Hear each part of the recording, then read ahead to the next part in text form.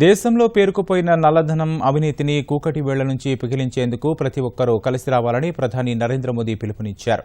ఇందుకోసం నగదురహిత లావాదేవీల వైపు మళ్లాల్సిన అవసరాన్ని నొక్కి చెప్పారు. అక్రమ మార్గంలో పోగేసిన నల్లధనం కారణంగా వృద్ధి రేటు మందగించడం సహా పేద మధ్యతరగతి ప్రజల కలలుగానే మిగిలిపోతున్నాయని ఆవేదన వ్యక్తం చేశారు. ఇలాంటి అవినీతిని రూపుమాపేందుకే నగదురహిత లావాదేవీల వైపు మళ్లాల్సిన అవసరముందని సూచించారు.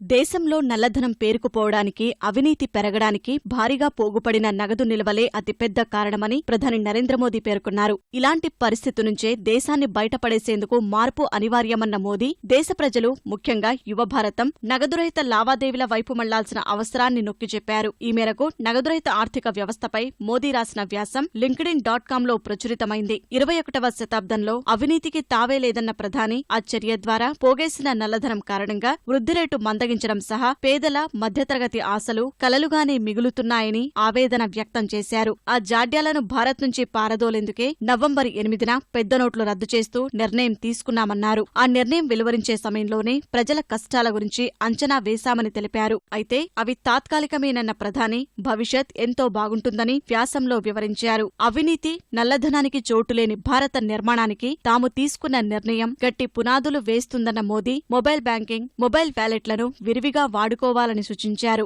ఆహారం తెప్పించుకోవడం, గృహోపకరణాలు కొనడం, అమ్మడం, టాక్సీ బుక్ చేసుకోవడం సహా అనేక కార్యకలాపాలను మొబైల్ ఫోన్లలోనే చేసే అవకాశమున్న ప్రస్తుత పరిస్థితుల్లో ఈ వ్యాలెట్లు, యాప్ల సాయంతో డిజిటల్ లావాదేవీలు నిర్వహించాలని సూచించారు. పెద్ద నోట్ల రద్దు నిర్ణయాన్ని ఓ అవకాశంగా మలుచుకుని భారత ఆర్థిక వ్యవస్థ రూపాంతరీకరణలో ముఖ్య భూమిక పోషించాలని చిరు వ్యాపారులు, ఇతర వర్గాలకు ప్రధాని మోదీ సూచించారు. కొత్త మార్పులకు అనుగుణంగా మారి మరింత సాంకేతిక పరిజ్ఞానాన్ని అలవర్చుకునే చరిత్రాత్మక అవకాశాన్ని వదులుకోవద్దని కోరారు. ఈ అవకాశం భవిష్యత్తులో మరింత సౌభాగ్యాన్ని తెస్తుందని భరోసా ఇచ్చిన ప్రధాని, దేశానికి కలిగే దీర్ఘకాలిక ప్రయోజనాల కోసం ప్రజలు తాత్కాలిక కష్టాలు భరిస్తున్నారంటూ తన వ్యాసంలో సంతోషం వ్యక్తం చేశారు.